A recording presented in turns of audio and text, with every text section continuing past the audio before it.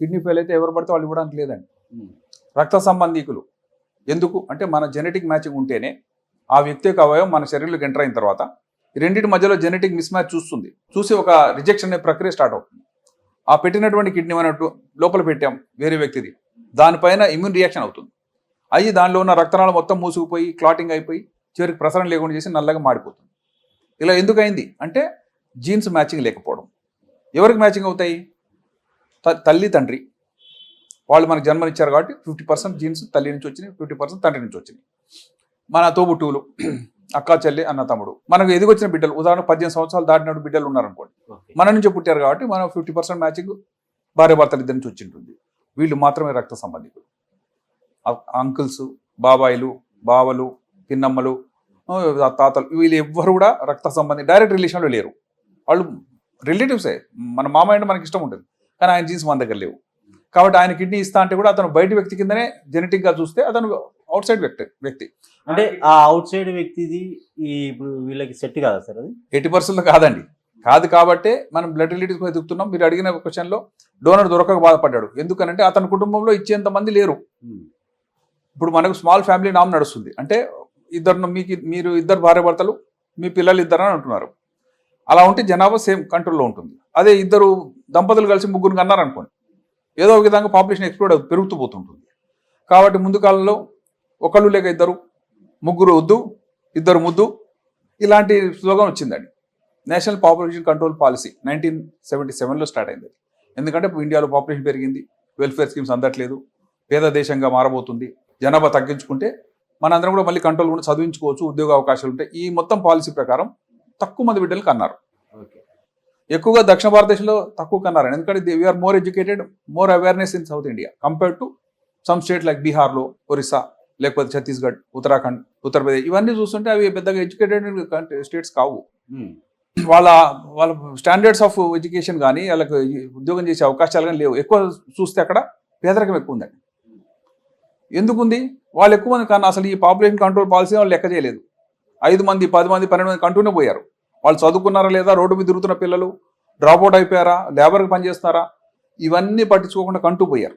అందువల్లనే ఇప్పుడు చూస్తే నార్త్ ఇండియాలో ఎక్కువ పాపులేషన్ ఉంది, సౌత్ ఇండియాలో తక్కువ పాపులేషన్ ఉంది. రేపు ఏ కారణం చేత పాపులేషన్ బేసిస్లో కనుక రాజకీయంగా ఉన్నటువంటి సీట్లు ఏవైతున్న పార్లమెంట్ సీట్లు కానీ అసెంబ్లీ సీట్లు చేయబోతే నార్త్ ఇండియాలో ఎక్కువ సీట్లు పెరగబోతున్నాయి అనేది ఒక గగ్గోలు నడుస్తుంది మన దేశంలో. ఆ చర్చ నడుస్తుంది. అంటే మనం పాపులేషన్ కంట్రోల్ పాలసీని మనం అవలంబించి చేయడం వల్ల 30 సంవత్సరాల తర్వాత ఇలా జరుగుతుందని మనం ఊహించాలి. 1977లో ఇచ్చిన పిలుపు మేరకు పాపులేషన్ తగ్గించారు సౌత్ ఇండియన్స్. ఎక్కువ స్టేట్స్, కేరళ కానీ, తమిళనాడు కానీ, వాళ్ళు కేరళ ఇది 100% లిటరసీ, అందరూ చదువుకున్న వాళ్ళే. ఆ పిల్లలు, అమ్మాయిలు, అబ్బాయిలు ఎక్కడైనా సరే ఏ దేశంకైనా వెళ్ళిపోతారు, ఎక్కడైనా ఉద్యోగాలు సంపాదిస్తారు, చక్కగా పనిచేస్తున్నారు. అలాంటి స్టేట్స్ సౌత్ ఇండియాలో ఉంటే మీరు గమనించిన హూలిగనిజం, రౌడిజం అందరూ అనట్లేదు నేను, కానీ ఉన్నటువంటి ఇన్సిడెంట్స్లో అవి ఎక్కువ ఉన్నాయి. అక్కడ రౌడిజం చేస్తున్నారు, పిల్లలు చదువుకోలేదు, ఆయన పెద్దలు పట్టించుకోలేదు. రాజస్థాన్ ఉంది, రకరకాలు, జమ్మూ అండ్ కాశ్మీర్, అక్కడ కూడా ఎడ్యుకేషన్ అక్కడ ఉన్నటువంటి దేశకాలమాన పరిస్థితుల వల్ల, టెర్రరిజం వల్ల కానీ, లేకపోతే అక్కడ ఉన్నటువంటి వ్యాలీ సిస్టమ్, అక్కడ ఉన్న కొండల కోనల మధ్యలో చదువుకోవడం అని కష్టమైపోయినాయి.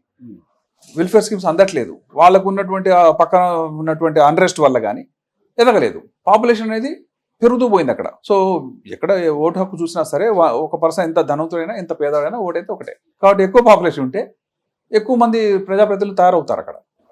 ఇప్పుడు మనకి మీరు గమనించి చూస్తే ఎంపీస్ 10 లక్షల మందికి ఒక ఎంపీ అనేది ఎప్పుడు పెట్టారు? ఆల్మోస్ట్ 60 years బ్యాక్ పెట్టినటువంటి, కాన్స్టిట్యూషనల్గా పెట్టినటువంటి ఒక నిబంధన.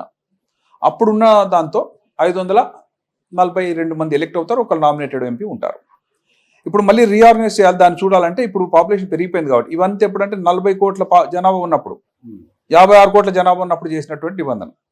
ఇప్పుడు 140 కోట్లు అయ్యారు. ఆ 140 కోట్లు ఇప్పుడు 20 లక్షలకు ఒక ఎంపీ పెడదామని చూస్తున్నారు. చూస్తే దక్షిణాదిలో పాపులేషన్ పెరగల, 20 లక్షలు పెరగకపోతే ఇంకో సీట్ రాదు.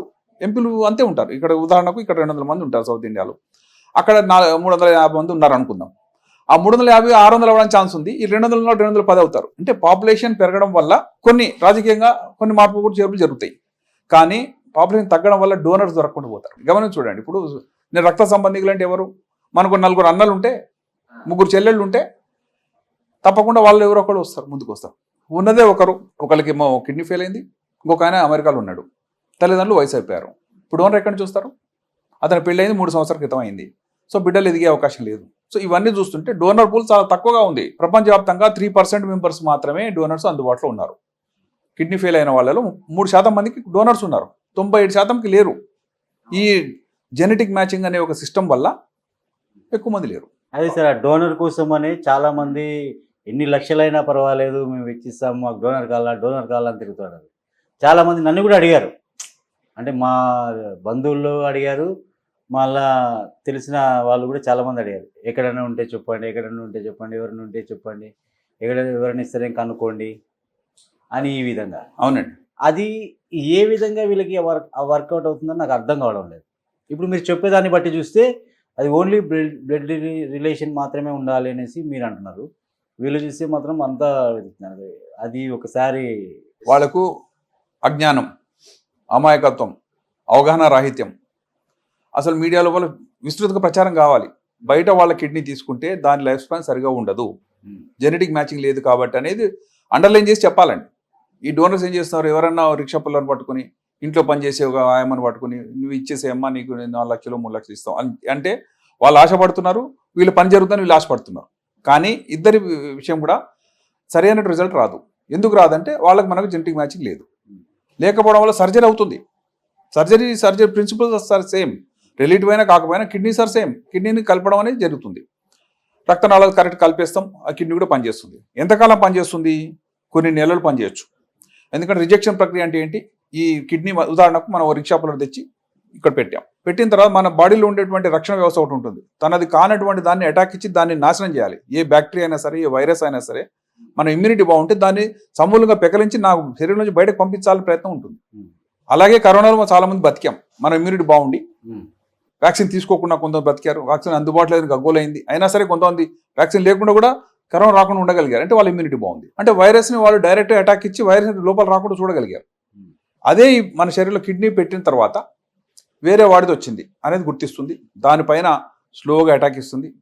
కిడ్నీ పెద్దది, ఇమ్యూన్ వ్యవస్థ స్లోగా వెళ్తూ కొన్ని నెలల కల్లా ఈ అటాక్ అనేది దాని రిజెక్షన్ అంటాం. రిజెక్షన్ ప్రక్రియలో కొంతకాలానికి ఆ దాంట్లో ఉన్న రక్తనాళాలు మూసుకుపోతాయి, క్లాట్ అయిపోతుంది. మంచిగా పనిచేస్తున్న కిడ్నీ సంవత్సరంకో, 6 నెలలకో, 2 ఇయర్స్కో దాని ఫంక్షన్ తగ్గి క్రియాటినిన్ అనేది పెరుగుతూ పోతుంది.